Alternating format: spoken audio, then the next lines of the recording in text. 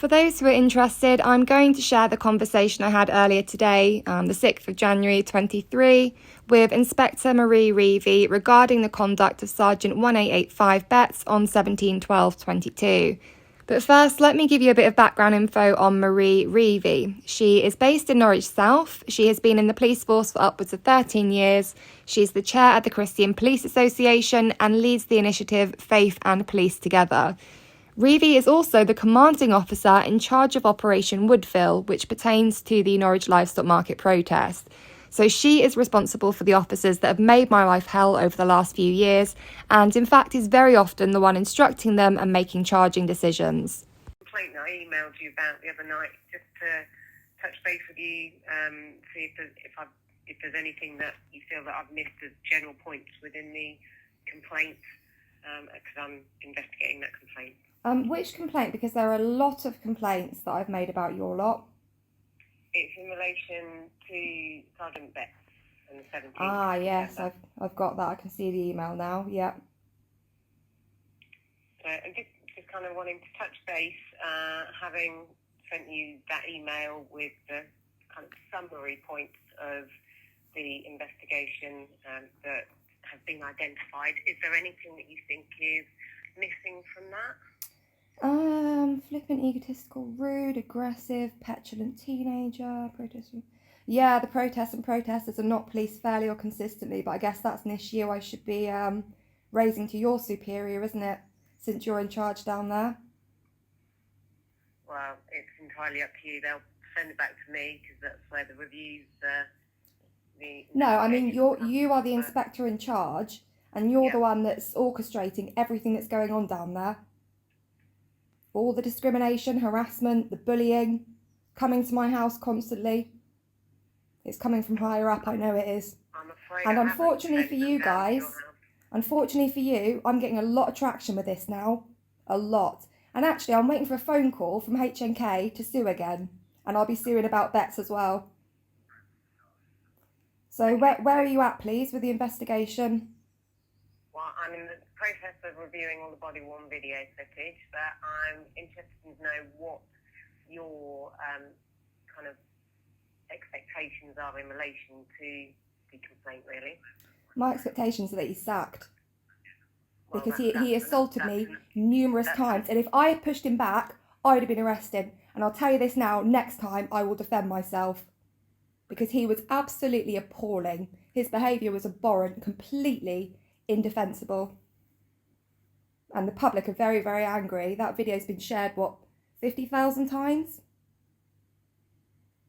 Yeah, I appreciate that, and I'm reviewing all the body worn, and I will be speaking to Sergeant Betts about it, and I will get back to you about it. Being sacked is not a proportionate response in relation to numerously assaulting someone, right? Yeah, he should be arrested. What would happen if I pushed him? What would happen to me? I would be arrested, wouldn't I? So how can he get away with pushing me, 5, 6 times? How can he get away with that? You're just a PR agent, aren't you? You're just going to explain away everything he did. I know how this works. I've been through this complaints process. I don't know how many times, and I know exactly how it goes. You'll just sweep it all under the carpet, make your excuses, and he'll carry on out there abusing the public. Well, we won't, because I will do it in a proportionate and reasonable manner, and I will review each thing individually. Yeah, and if there's learning to be learned, then he will learn from it. And if there's anything that needs dealing with that's further than that, then it will get raised back to professional standards. But professional standards have currently reviewed it, and they deem that it is appropriate for me to be investigating it as what they've seen on the video and everything else like that. So a proportionate response would be along the lines of, once I've reviewed everything and come to my decision, reflective practice. No. Learning on reflection. What a load of BS.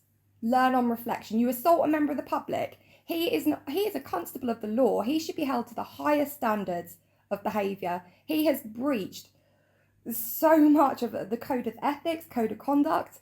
How can you get... I tell you what, this will go to the IOPC. If the complaint isn't resolved adequately, it will go to the IOPC. Well, how would you like it resolved?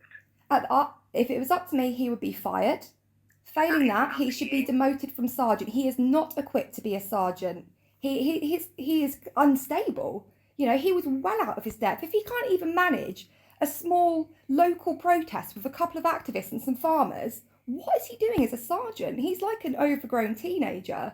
He was clearly stressed. He was clearly out of his depth. He was inappropriate. He was unprofessional, and he was downright rude. And he was aggressive. And he assaulted me numerous times. That is not the behaviour I expect to see from a sergeant. Okay, well, I will look at all the evidence, which I haven't done yet, so I can't give you a full answer on that one.